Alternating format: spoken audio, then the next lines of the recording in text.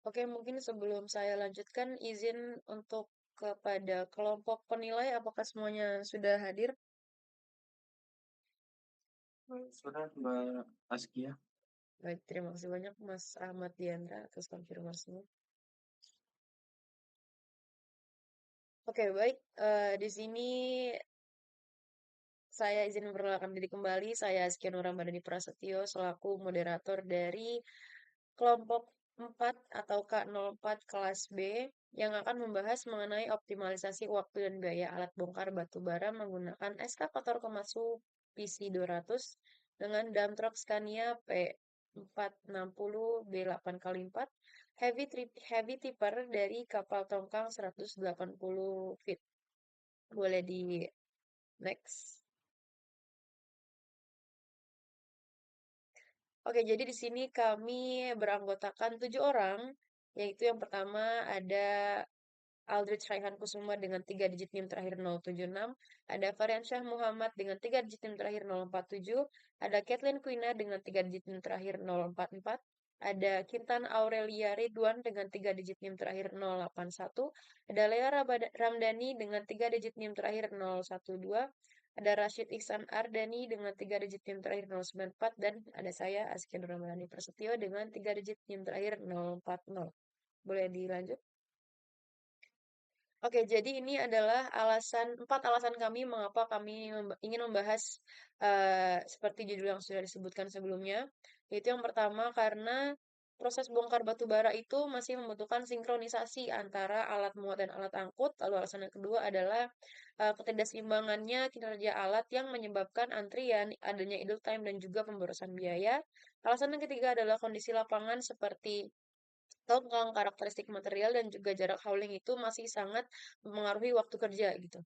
Dan juga alasan yang terakhir adalah masih diperlukannya analisis produktivitas untuk menentukan kombinasi alat yang paling efisien pada kondisi lapangannya. Boleh dilanjut? Baik, terkait ini akan saya serahkan kepada teman kelompok saya. Oke, terima kasih. Selanjutnya itu ada masalah. Yang pertama itu belum diketahui cycle time aktual dengan dari ekskavator dan dump trucknya. Terus yang kedua, belum ada data produktivitas yang dapat menunjukkan tingkat efisiensi alat. Yang ketiga, terdapat kemungkinan bahwa salah satu alat menjadi bottleneck bottleneck sehingga menghambat seluruh sistem. Yang terakhir itu biaya operasional meningkat jika durasi bongkar lebih lama dari yang direncanakan. Bisa next slide.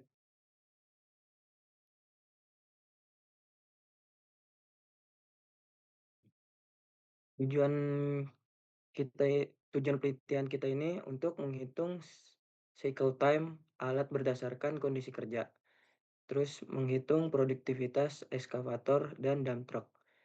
Lalu menentukan total waktu bongkar tongkang 180 feet. Lalu menghitung biaya kepemilikan atau ownership dan biaya operasional alat. Yang terakhir mencari alternatif kombinasi alat paling efisien untuk mencapai target waktu bongkar.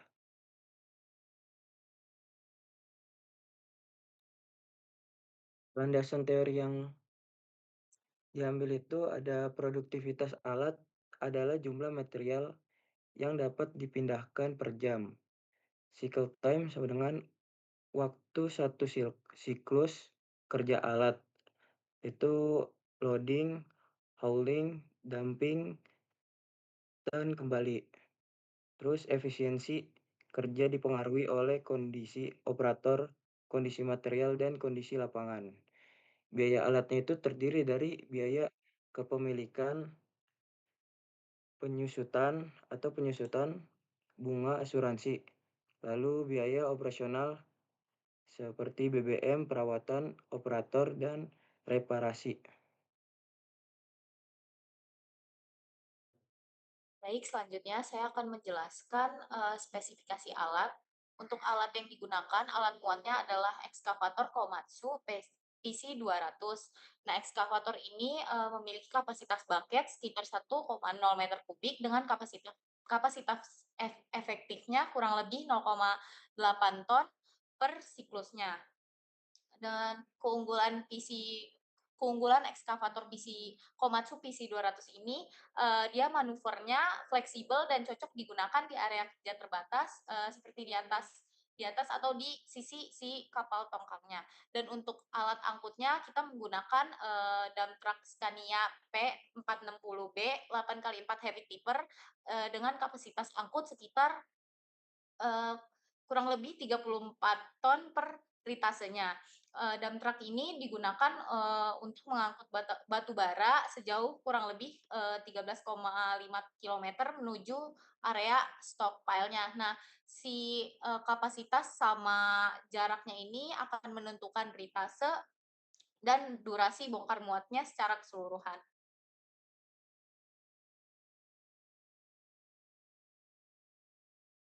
Dan selanjutnya ada karakteristik material dan tongkang. Nah, untuk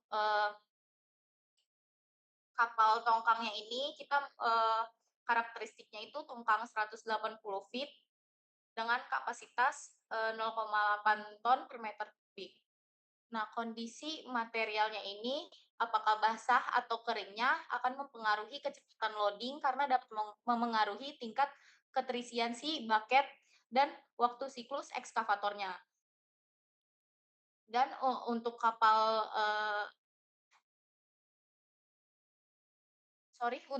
untuk batu baranya yang kita pakai di sini diasumsikannya densitas sekitar 0,8 ton per meter kubik.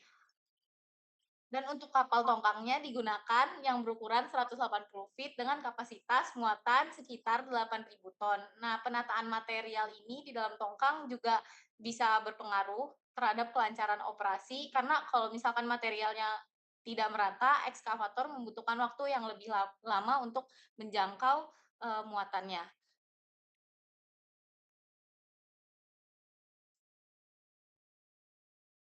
Metode penelitian yang kelompok kami gunakan ini adalah pendekatan literatur kuantitatif deskriptif dengan mengambil data dari jurnal, handbook alat berat, dan standar produktivitas alat.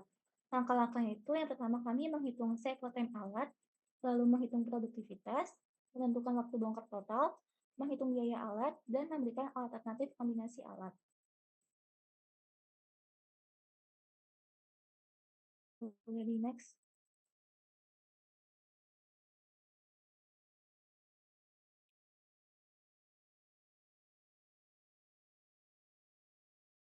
Produktivitas ekskavator kami ini, kapasitas bucket efektifnya itu 0,8 ton per siklus dengan cycle time totalnya itu 33 detik per siklus.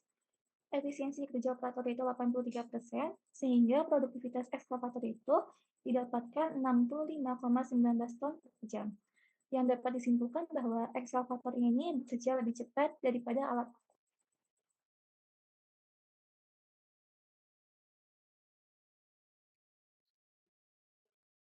Itu adalah dari untuk yang kami bahas di sini. Dari angkutnya adalah sekitar 34 ton. Yang total saya kerjakan oleh 3 menit terus dan efisiensi kerja 83%. Sehingga produktivitas kontrak dihitung sebagai 30,59 per jam. Di sini lebih lambat daripada angkut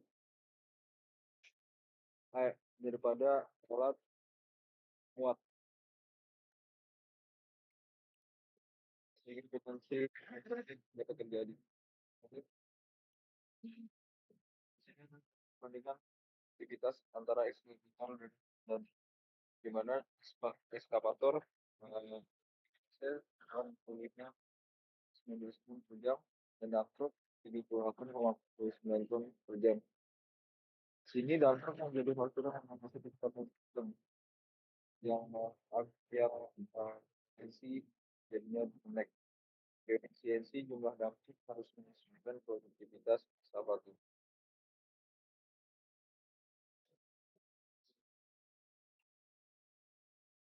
Selanjutnya, pada slide ini menampilkan hasil dari perhitungan waktu bongkar muat.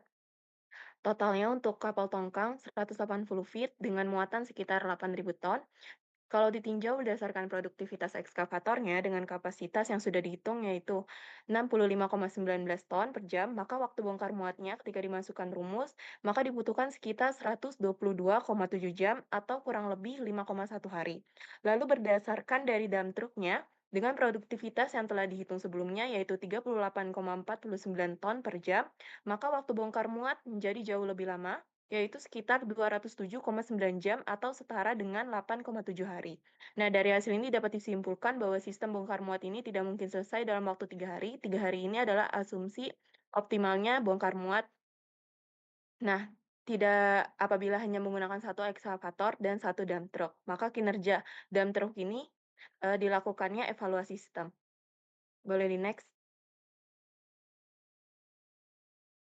Berdasarkan hasil dari perhitungan sebelumnya, dapat dilihat bahwa sistem bongkar muat mengalami ketidakseimbangan antara alat muat dan alat angkutnya. Maka kondisi ini menjadikan dump truck sebagai bottleneck atau faktor pembatas dalam sistem bongkar muat. Oleh karena itu diperlukannya alternatif. Boleh next? Alternatif yang pertama yaitu penambahan 4 ekskavator ditambah dengan 1 dump truck. Nah, dengan total 4 ekskavator dan hanya 1 dump truck, produktivitas ekskavatornya memang meningkat. Namun dump truck-nya ini tetap bekerja lebih lambat. Akibatnya, sistem dapat mengalami bottleneck pada alat angkut sehingga target waktu bongkar muat 3 hari masih belum dapat dicapai. Nah, alternatif yang kedua merupakan alternatif yang paling optimal karena dengan menggunakan 4 unit ekskavator dan 7 unit dump truck, dengan kombinasi kedua ini, produktivitas sistem meningkat menjadi 116,4 ton per jamnya. Waktu bongkar muat yang dihasilkan adalah sekitar 68,7 jam atau setara dengan 2,86 hari. Hasil ini menunjukkan bahwa target waktu bongkar muat kurang dari 3 hari dapat tercapai karena jumlah alat muat dan alat angkut sudah seimbang. Boleh di next?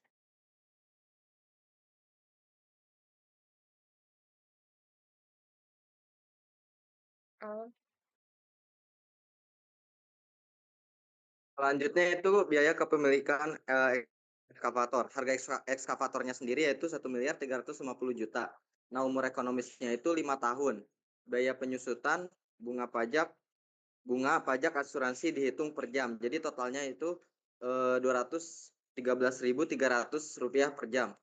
Nah, untuk biaya operasional ekskavatornya itu BBM-nya Rp122.400 per jam, pelumasnya Rp12.240 per jam, perawatan ringan Rp59.400 per jam, operator Rp35.000 per jam. Jadi totalnya Rp229.040 per jam. Boleh di next.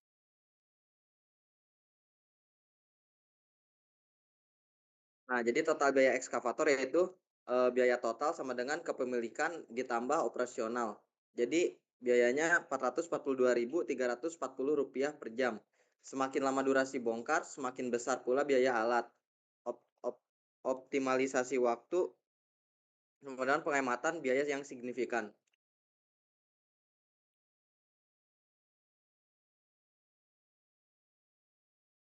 Oke, baik. Jadi tadi adalah penjelasan dari teman-teman kelompok K04.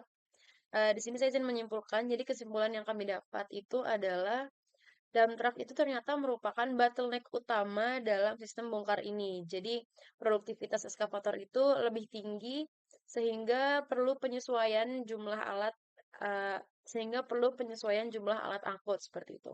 Dan kombinasi optimal yang kami dapat itu ada 4 eskavator ditambah 7 dump truck. Jadi target waktu yang didapatkan itu kurang dari 3 hari, semua dapat dicapai dengan baik. Nah, saran yang kami ajukan itu ada 4. Yang pertama menyesuaikan jumlah dump truck untuk menyimbangi eskavator. Yang kedua melakukan penjadwalan ritase agar tidak ada alat menunggu terlalu lama. Yang ketiga melakukan perawatan preventif untuk menghindari kerusakan. Dan yang terakhir adalah menggunakan data lapangan aktual untuk perhitungan berikutnya. Oke, Mungkin itu ya yang bisa kami sampaikan. Dari sini kami kelompok K04 ingin membuka sesi tanya jawab dan sepertinya waktu juga masih lumayan banyak, maka kami membuka 3 sesi tanya jawab terlebih dahulu ya kepada penanya, boleh raise hand. Terima kasih.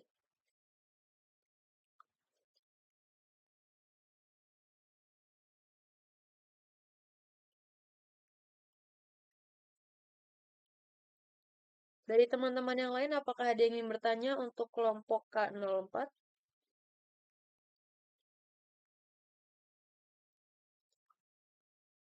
Oke, baik, kepada Mbak Raina, dipersilakan. Baik, terima kasih kesempatannya Mbak Kia.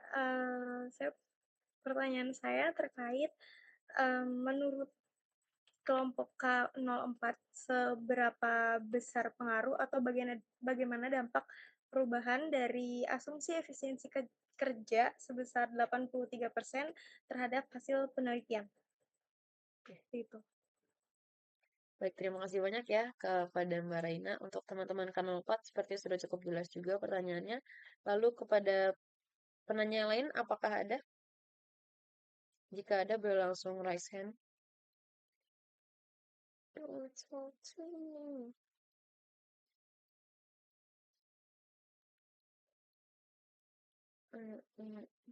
Oke. Oke, boleh Mas Hanoval Dava, dipersilakan.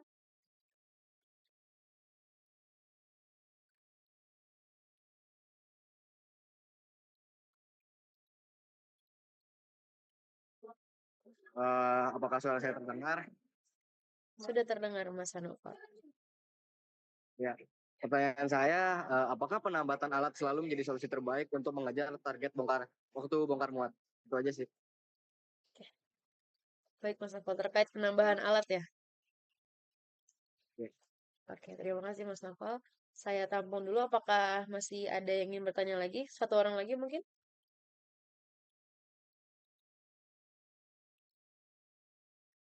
Oke, sepertinya tidak ada. Kalau begitu dari kelompok K04 sendiri, apakah sudah bisa langsung menjawab? Oke, dipersilakan. Jawab. Baik, saya izin menjawab pertanyaan dari Mas Hanakwal terkait penambahan alat, apakah selalu menjadi solusi terbaik untuk mengejar target dari waktu bongkar muat? Jawabannya itu adalah tidak selalu. Jadi penambahan alat memang dapat meningkatkan kapasitas dari bongkar muat, namun bukan satu-satunya solusi untuk mengejar target waktu bongkar muat. Apabila sistem kerjanya belum efisien, maka penambahan alat bisa justru berpotensi meningkatkan biaya operasional tanpa memberikan peningkatan kinerja yang signifikan. Oleh karena itu, optimalisasi juga dapat dilakukan melalui pengurangan idle time, pengaturan rate sedang truk yang telah lebih efektif, lalu perbaikan alur kerja, serta peningkatan koordinasi antara operator, sehingga target waktu dari bongkar muat dapat dicapai tanpa harus selalu menambah jumlah alat. Seperti itu, apakah terjawab, Mas Hanaval?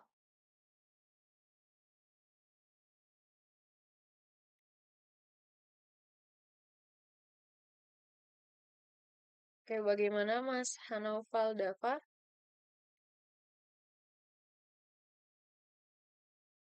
Oke, baik, mungkin sedang ada gangguan jaringan begitu ya. Nanti kita bisa diskusi di luar Zoom ini. Terima kasih juga kepada Mbak Kita atas jawabannya. Selanjutnya untuk pertanyaan Mbak Raina, boleh dijawab oleh kelompok K04. Silakan. Saya akan menjawab pertanyaan dari Raina tadi mengenai seberapa besar pengaruh asumsi efisiensi kerja 83% terhadap hasil penelitian. Jawabannya itu asumsi efisiensi kerja sangat berpengaruh karena langsung menentukan produktivitas aktualnya. Jika efisiensinya turun akibat downtime, cuaca atau masalah operasional, maka waktu bongkar muatnya juga meningkat secara signifikan. Oleh karena itu, nilai efisiensi ini perlu disesuaikan dengan kondisi nyata di lapangan. Apakah jawab Raina?